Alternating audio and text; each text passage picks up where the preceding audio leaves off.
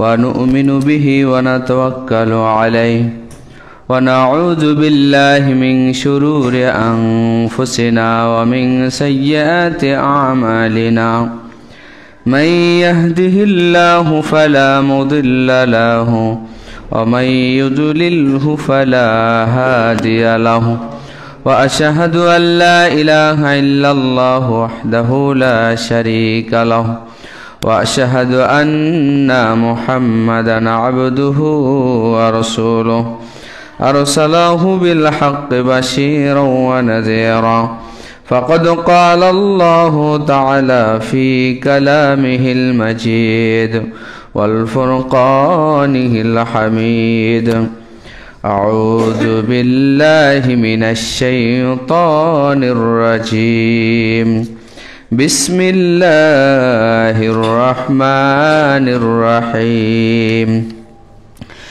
شهر رمضان الذي أنزل فيه القرآن هدى للناس وبينة من الهدى والفرقان فمن شهد منكم الشهر فليصم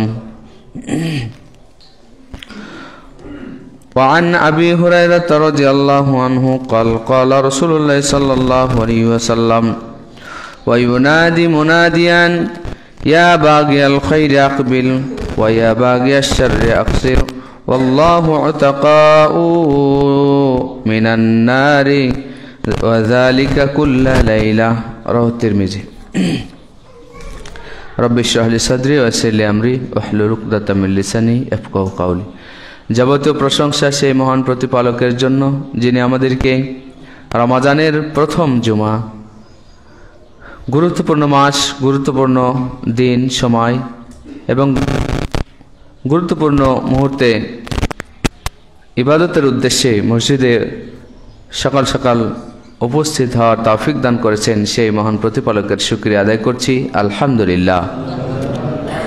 শান্তি ও সালাম বর্ষিত হোক সাইয়্যিদুল মুরসালিন খাতামান নবিয়্যিন রাহমাতাল লিল আলামিন হযরত মুহাম্মদ সাল্লাল্লাহু আলাইহি ওয়াসাল্লামের প্রতি এবং শান্তি বর্ষিত হোক সকল আম্বিয়া কেরাম সাহাবী তাবেঈ হাওয়ারি মুমিন মুত্তাকি পরহেজগার বান্দা যারা ওফাত হয়েছে আল্লাহ সকলকে কবরে শান্তিতে রাখুন আল্লাহুম্মা আমিন।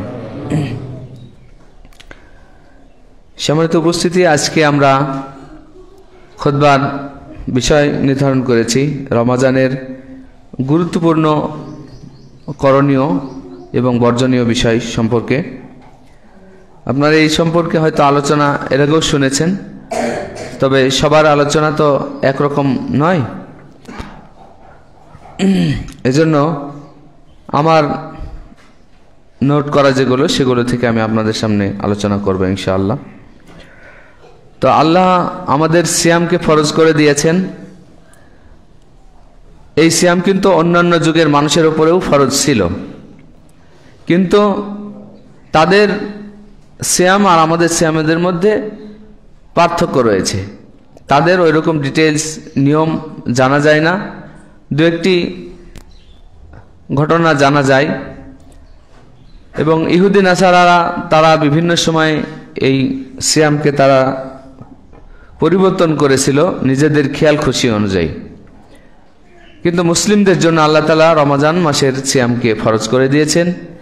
এর উদ্দেশ্য আল্লাহ তাআলা বলছেন যে লাআল্লাকুম তাত্তাকুন, যাতে করে তোমরা তাকওয়া অবলম্বন করতে পারো, আল্লাহ ভীরুতা বা পরহেজগারিতা অবলম্বন করতে পারো। এই উদ্দেশ্যে তোমাদের উপরে সিয়ামকে ফরজ করা হয়েছে। আর এই সিয়ামকে ফরজ করা হয়েছে রমাদান মাসে। আরবি মাস 12টি মাস রয়েছে, তার মধ্যে একটি মাস হচ্ছে রমাদান মাস। তো রমাদান মাসে কি আল্লাহ তাআলা নির্ধারণ করেছেন সিয়াম পালনের জন্য, কারণ এই রমাদান মাসে আল্লাহ তাআলা কোরআন অবতীর্ণ করেছেন। কোরআন এর মর্যাদার কারণে আল্লাহ তাআলা রমজান এর মর্যাদা বৃদ্ধি করেছেন। কারণ কোরআন এমন একটি কিতাব যা মানব জাতির হেদায়েতের জন্য আল্লাহ তাআলা নাজিল করেছেন। আলোচনা আসবে পরে। তো আমরা প্রথমেই রমজান মাসের সবচাইতে গুরুত্বপূর্ণ যেই কাজটি সেটি হলো সালাত।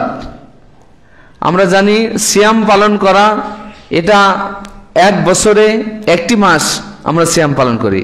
এক বছরে 12 মাসের এক মাস সিয়াম পালন করা আল্লাহ তাআলা ফরজ করেছেন। যাকাত বছরে হিসাব করে একবার আল্লাহ তাআলা ফরজ করেছেন। হজ তার সারা জীবনে একবার আল্লাহ তাআলা ফরজ করেছেন।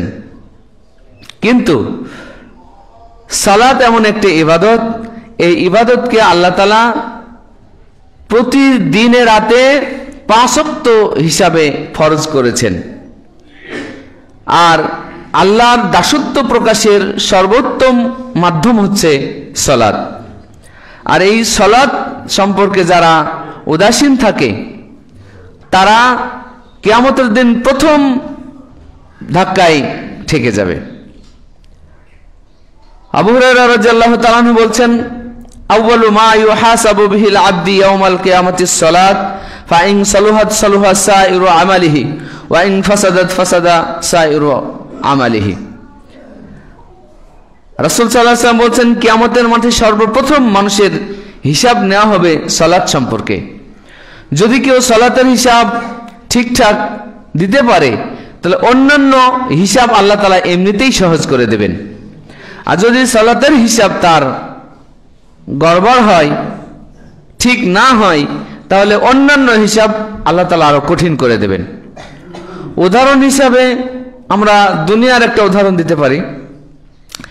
যেমন যারা হজে গেছেন, বিদেশে গেছেন, তারা জানেন যে আমরা যখন ঢাকা বিমানবন্দরে যাই তখন আমাদের টিকিট, তারপরে পাসপোর্ট, ভিসা এগুলো আমরা হাতে করে যাই।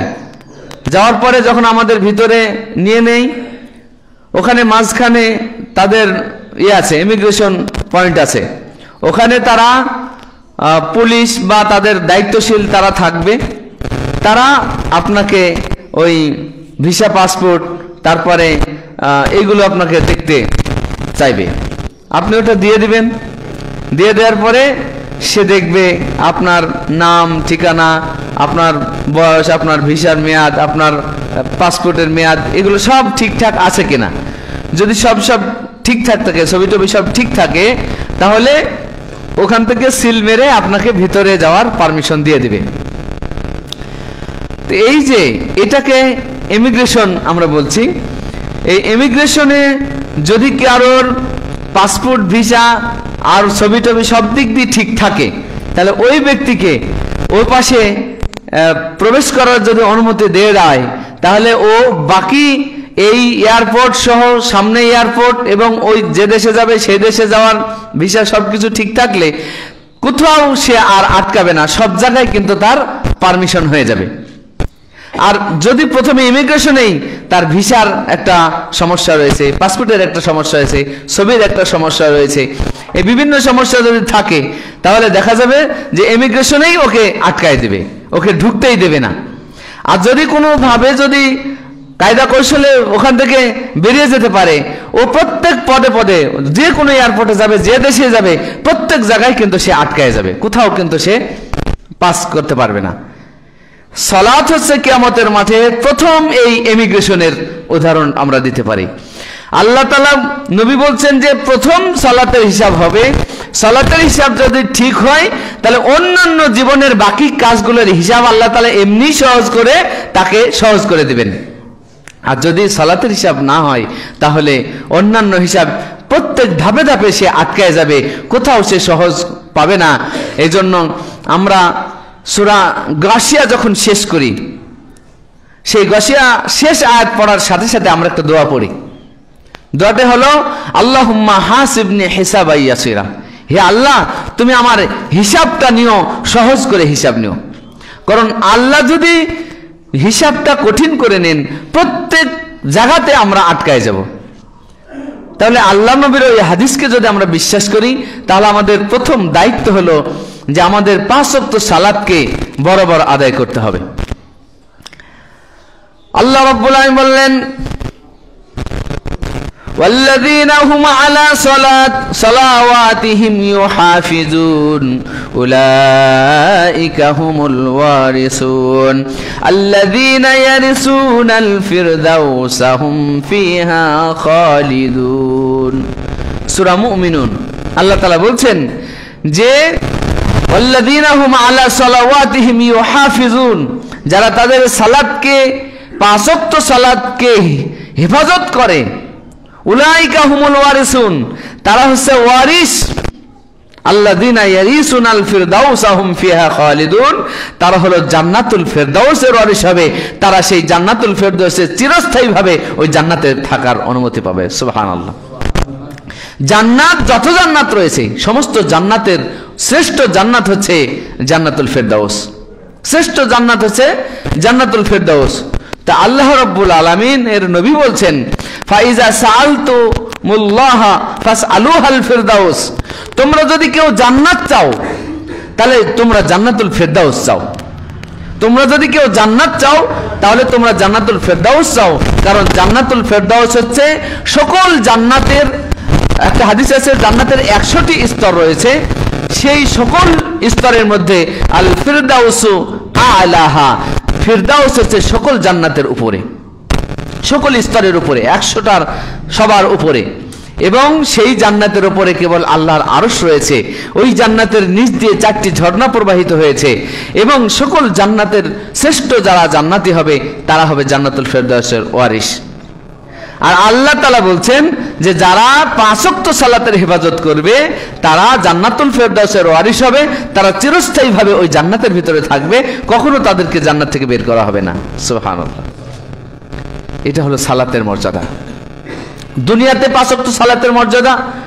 আল্লাহ নবী স্পষ্ট বলেছেন, যদি তোমাদের কারোর বাড়ির সামনে দিয়ে একটা নদী থাকে, প্রবাহিত ঝর্ণা থাকে, সেই ঝর্ণাতে তোমরা যদি কেউ 5 বার গোসল করো, বলো তোমাদের দেহে কি কোনো ময়লা থাকতে পারে? সাহাবীরা উত্তর দিলেন, না, 5 বার গোসল করলে দিনে রাতে তার দেহে তো কোনো ময়লা থাকতে পারে না। আল্লাহ নবী বললেন 5 ওয়াক্ত সালাতের উদাহরণ হচ্ছে ওইটাই, যে ব্যক্তি 5 ওয়াক্ত সালাত আদায় করে তার 5 ওয়াক্ত সালাত আদায়ের কারণে তার দেহে কোনো পাপ থাকতে পারে না, পাপ থেকে মুক্ত হয়ে যায়। সুবহানাল্লাহ। রুকু করলে পাপ ঝরে যায়, সিজদা করলে পাপ ঝরে যায়, আপনার ওযু করলে পাপ ঝরে যায়। সালাত এমন একটা ইবাদত, যত সগীরা গুনাহ আছে আপনার সমস্ত কিছু এই ওযুর কারণে, রুকু সিজদার কারণে এগুলো সব আপনার মাফ হয়ে যাবে। এটা হলো সালাত।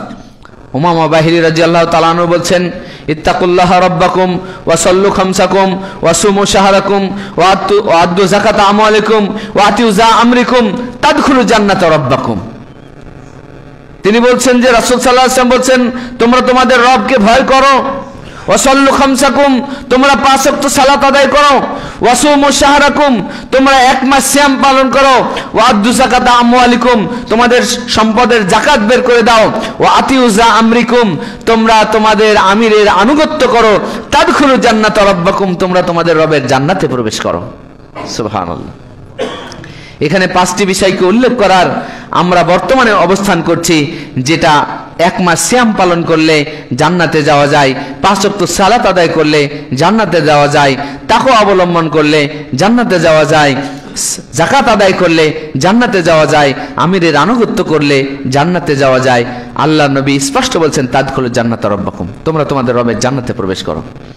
তাহলে আমরা এখন সিয়াম পালন করছি, এই 1 মাস সিয়াম পালন করছি, এটাও কিন্তু এই হাদিসের অন্তর্ভুক্ত। আমরা এখন 5 ওয়াক্ত সালাত আদায় করছি, এটাও কিন্তু এই হাদিসের অন্তর্ভুক্ত।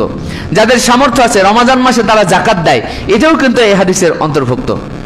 এবং তাকওয়া অবলম্বন করার কথা আল্লাহ তো বলে দিয়েছেন যে লাআল্লাকুম তাত্তাকুন, সিয়ামের মাধ্যমেই সবচাইতে বেশি তাকওয়া অবলম্বন করা যায়। এই জন্য সিয়াম তাকওয়া অবলম্বন করার মাধ্যমে একটি হাদিসের এই 5টি বিষয় কিন্তু 5টিই কিন্তু রমজানের এই মধ্যে আমরা খুঁজে পাই।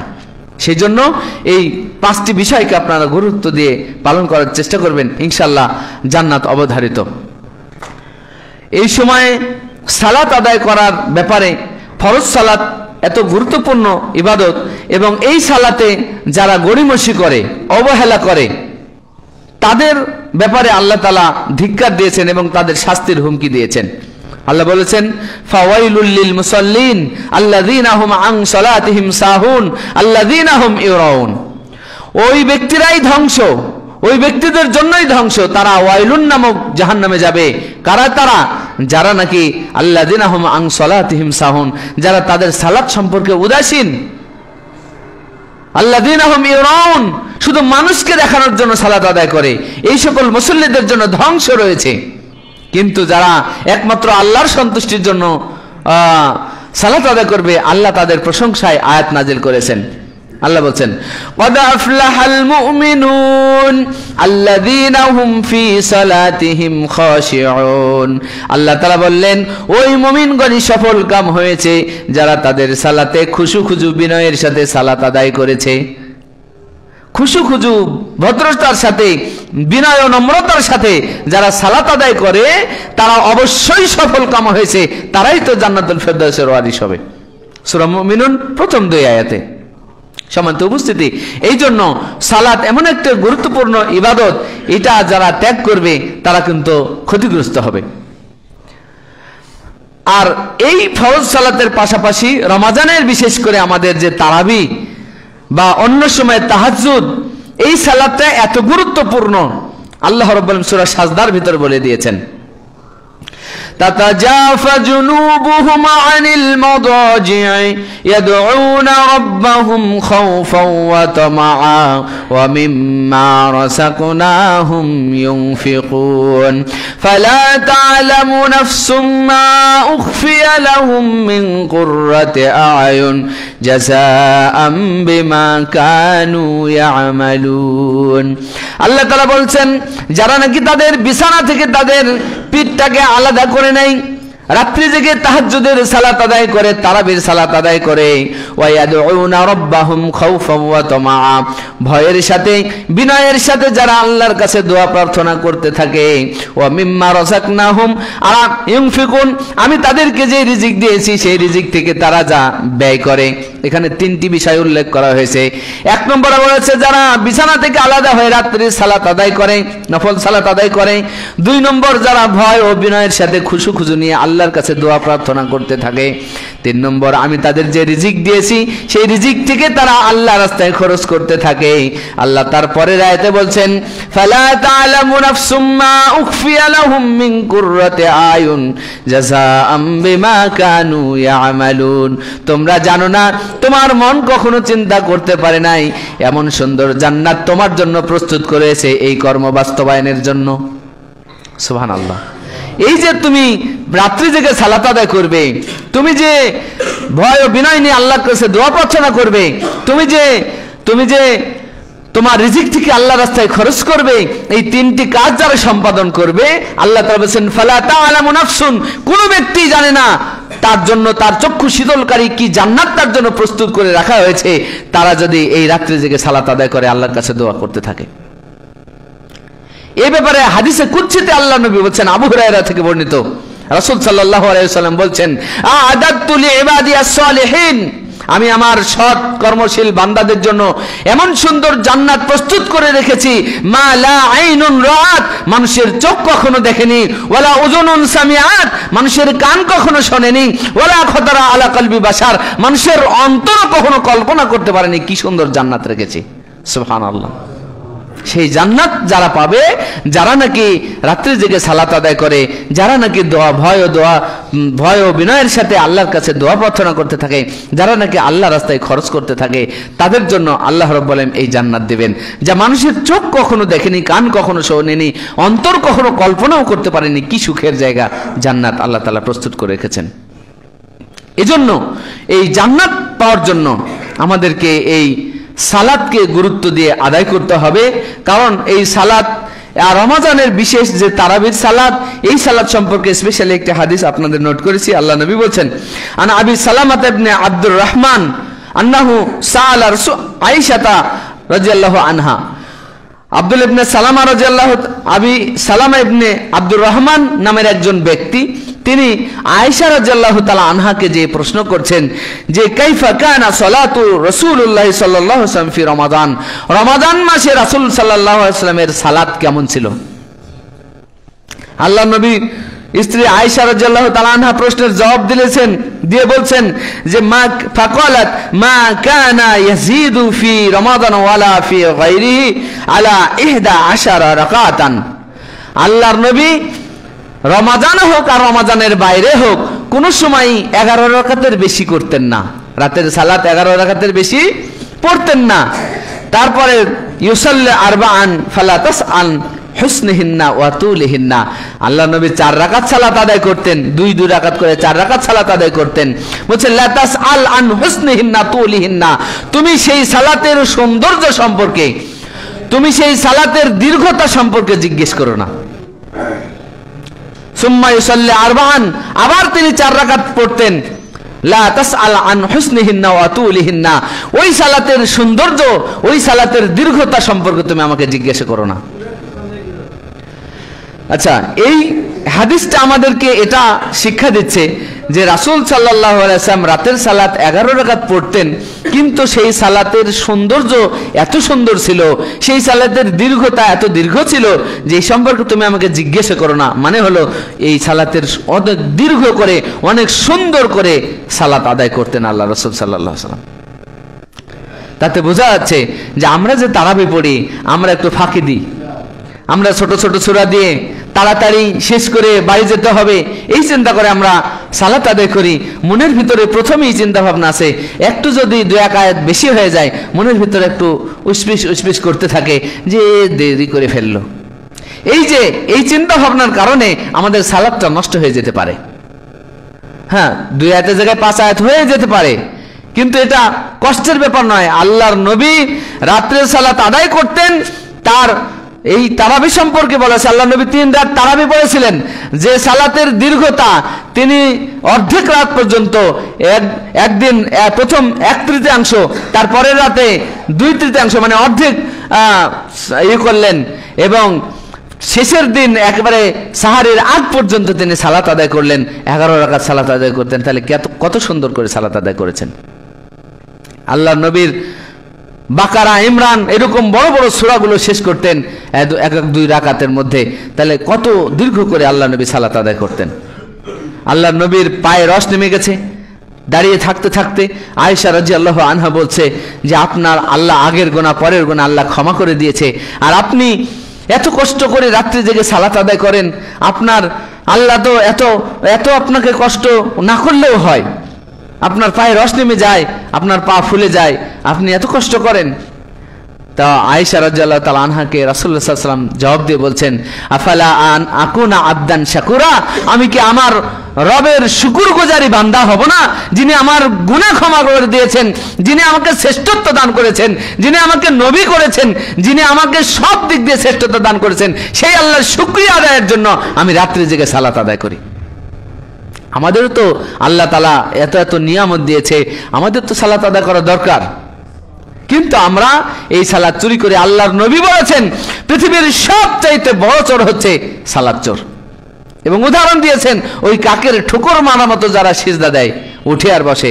এখন আমরা এই ফেসবুকে দেখা যায় ওই যে 4G 5G সালাত, মানে কি ইমাম সাহেব কত জোরে সূরা পড়ে, এই সূরা কারোর বাবার দিন নাই ভুল ধরা, কোন জায়গায় ভুল করলো কোন জায়গায় ঠিক করলো কারো বলার ক্ষমতা নেই।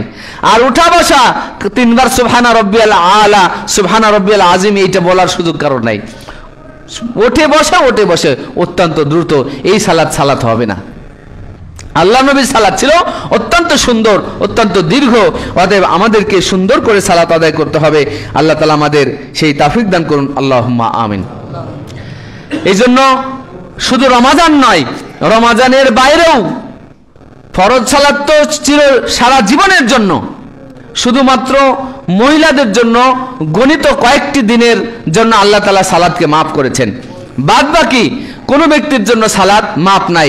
আপনি যদি জ্ঞান থাকে যে কোনো অবস্থায় আপনাকে সালাত আদায় করতে হবে।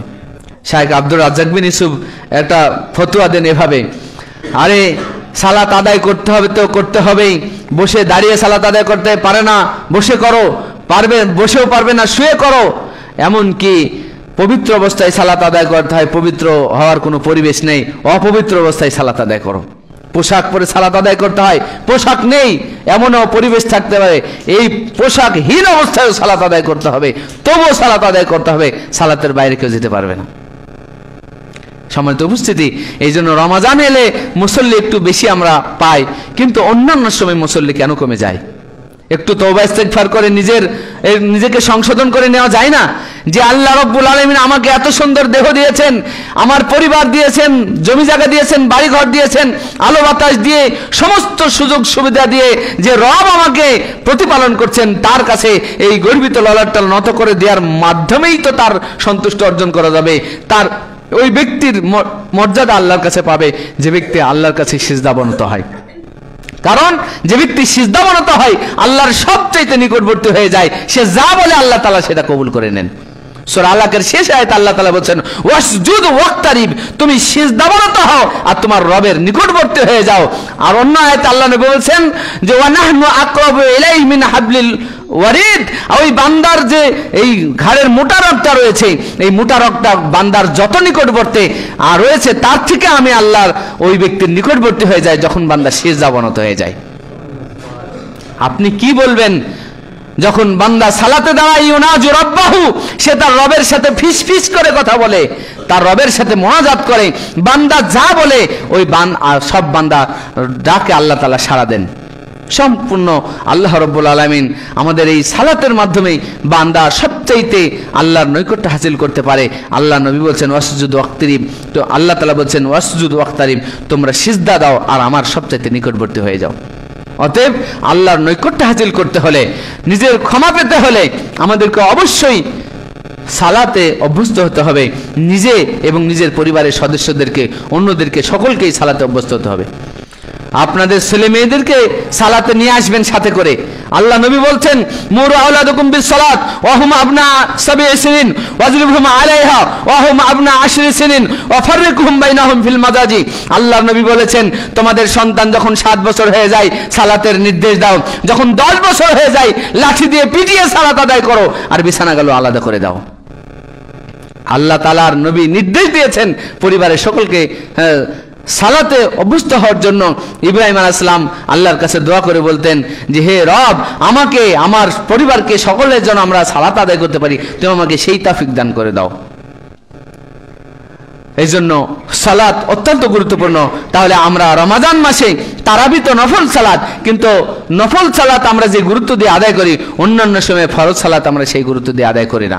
অতএব ফরজ সালাতকে সর্বাধিক গুরুত্ব দিয়ে রমাদান এবং রমাদানের বাইরে 12 মাস সারা জীবনের জন্য সর্বোচ্চ অগ্রাধিকার পাবে সালাত। সালাত আজান হয়েছে, আল্লাহ তাআলা সমস্ত কিছু বন্ধ করে সালাতে দৌড় দিতে বলেছেন। এই যে জুমার দিন সম্পর্কে সূরা জুমার শেষের দিকে আল্লাহ আয়াত নাজিল করে বলেছেন ওয়া ইযা নুদিয়া লিস-সালাতি ইয়াউমিল জুমআত ফাসআউ ইলা যিকরিল্লাহি ওয়া দারুল বাইয়া। আল্লাহ তাআলা বলছেন যখন সালাতের জন্য জুমার দিনে আযান দেওয়া হবে, সকল বেচাকেনা, ব্যবসা বাণিজ্য সব বন্ধ করে দিয়ে তাড়াতাড়ি করে তোমার রবের ডাকে সাড়া দাও। হাইয়া আলাস সালাহ হাইয়া আলাল ফালাহ বলে মুয়াজ্জিন আহ্বান করছে, এই লোকটি ওই ক্যারাম বোর্ড খেলছে, এই লোকটি চাইস চলে বসে গল্প করছে, এই লোকটি অন্যের সমালোচনায় লিপ্ত রয়েছে। আল্লাহ রাব্বুল আলামিন কিয়ামতের দিন ওই ব্যক্তিকে 4টি অপরাধের কারণে জাহান্নামে দেবেন। ওই জান্নাতে আর জাহান্নামীরা পাশাপাশি থাকবে, তারা একটু দূরে থেকে একজন আরেক দলকে দেখতে পেয়ে বলবে মা সালাকাকুম ফি সাকার, বলো কোন কারণে তোমরা এই সাকার নামক এই জাহান্নামের ভিতরে এসেছো। তখন ওরা নিজেরাই স্বীকৃতি দিয়ে বলবে, তারা বলবে যে কুন লাম নাকু মিনাল মুসাল্লিন, আমরা দুনিয়াতে মুসল্লি ছিলাম না, ওয়া লাম নাকু নুতইমুল মিসকিন, আর মিসকিনদেরকে আমরা খেতে দিতাম না, আর আমরা কি করতাম ওয়া কুন্না নাখুযু মিনাল খাইদিন, আর সমালোচনাকারীদের সাথে আমরা সমালোচনা করতাম, ওয়া কুন্না নুকাযযিবু বিয়াউমিদ্দিন, আর আমরা বিচার দিবসকে মিথ্যা প্রতিপন্ন করতাম। এই 4টি অপরাধ। কয়টি অপরাধ? মনোযোগ দিয়ে শুনছেন তো নাকি? এই যারা ঘুমাচ্ছে আশেপাশে জাগায় দিবেন। চারটি অপরাধের কারণে জাহান্নামে সাকারে যাবে।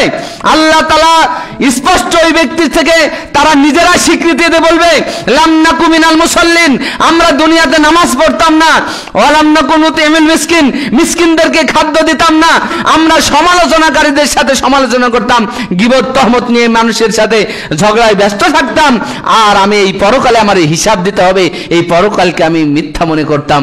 এই চারটি অপরাধের কারণে আল্লাহ আমাকে জাহান্নামে দিয়েছেন। প্রথম নম্বর কি বলেছেন? লাম নাকু মিনাল মুসাল্লিন, আমরা মুসল্লি ছিলাম না, অর্থাৎ আমরা সালাত আদায় করতাম না।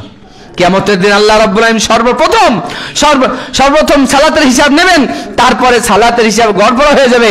আল্লাহ রাব্বুল আলামিন কি করবেন? তার পায়ের গোছাটা বের করে দেবেন। আল্লাহর পায়ের গোছা বের করে দিয়ে সবাইকে সিজদা করার জন্য আহ্বান করা হবে। ফালা ইয়াস্তাতিউন, তারা সিজদা করতে পারবে না। তাদের মাজা, তাদের ঘাড়, এই মেরুদণ্ডের হাড়টা শক্ত হয়ে যাবে, খুঁটির মতো, বাঁশের মতো বা তক্তার মতো শক্ত হয়ে যাবে। তারা মাথা নত করতে পারবে না, তারা অপমানিত, লাঞ্ছিত হবে।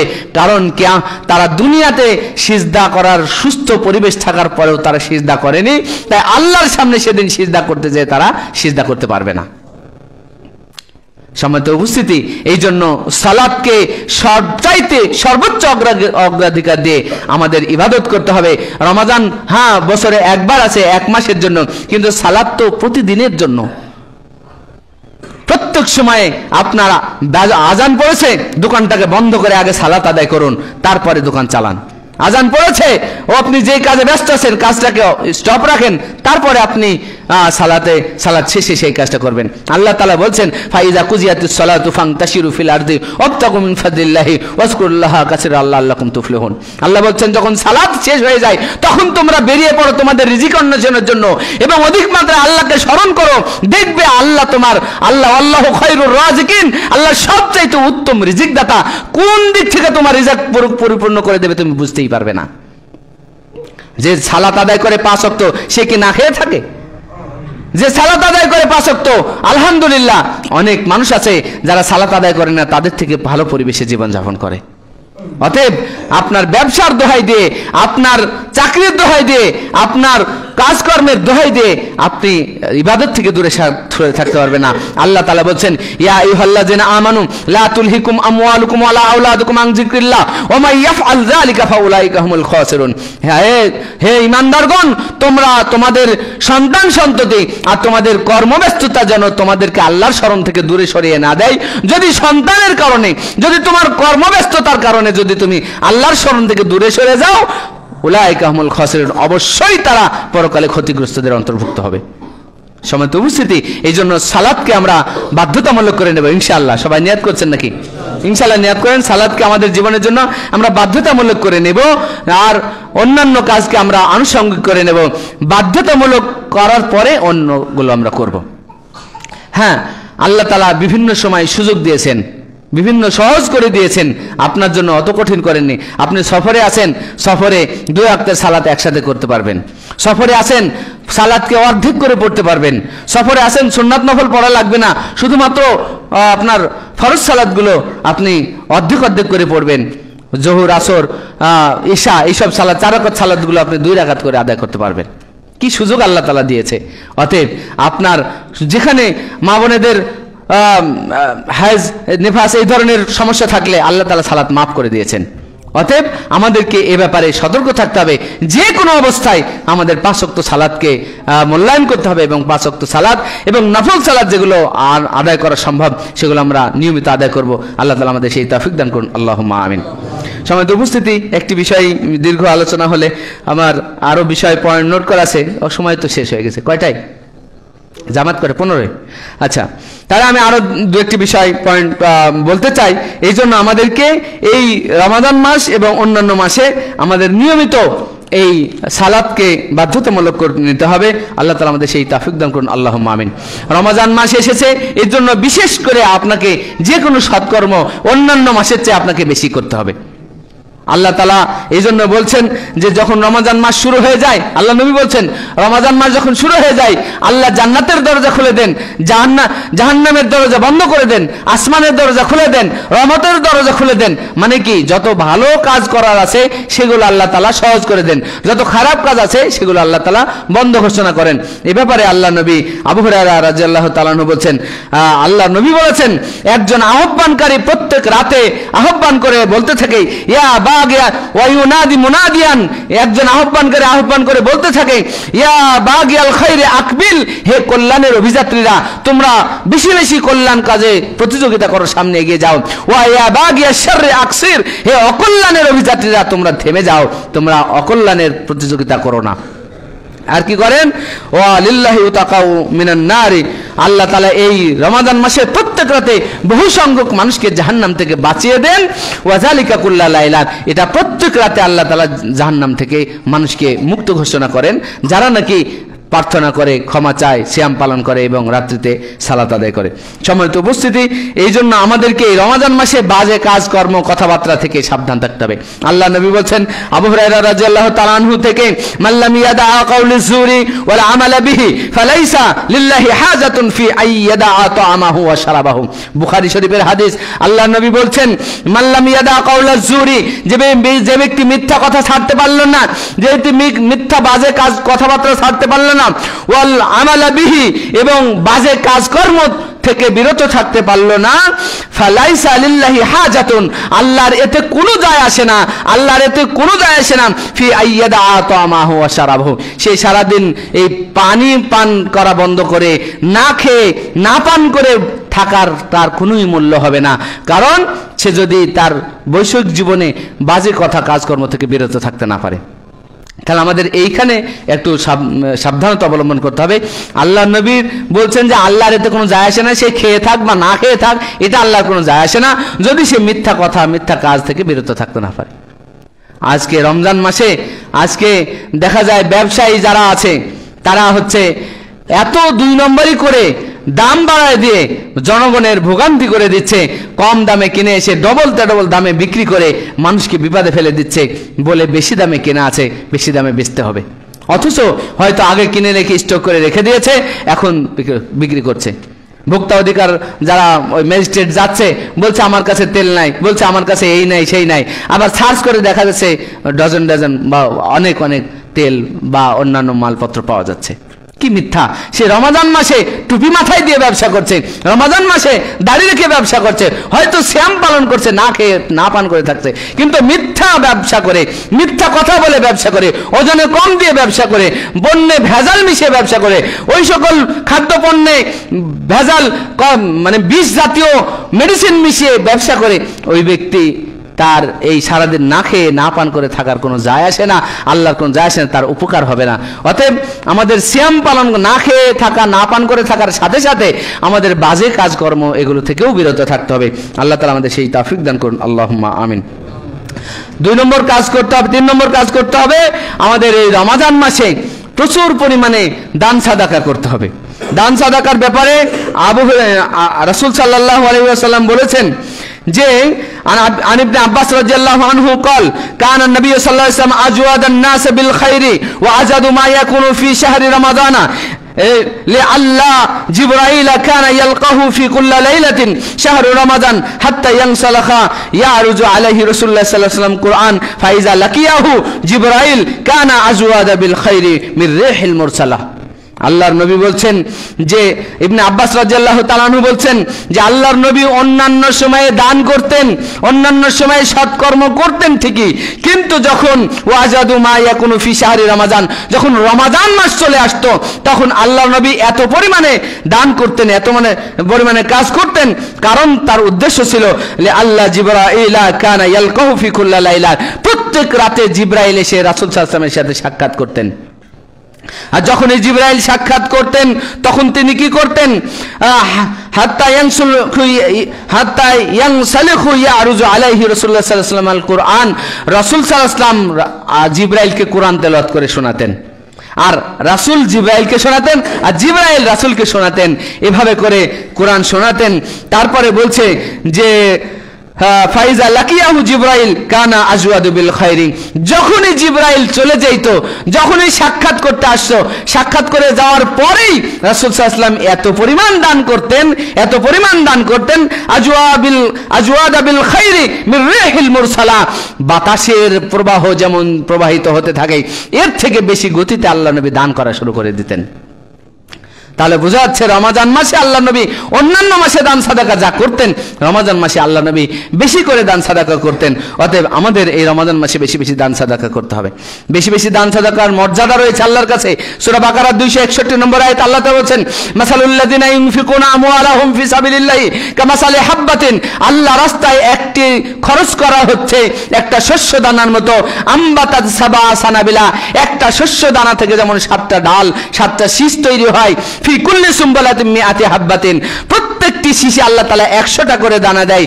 আর এই একটা দানা থেকে 700 দানা হওয়া যেমন সম্ভব, একটা দান করলে আল্লাহর কাছে 700 গুণে বৃদ্ধি হওয়া এই পরিমাণ সম্ভব। সুবহানাল্লাহ। আল্লাহ তাআলা বলেন সূরা বাকারার 261 নম্বর আয়াতে।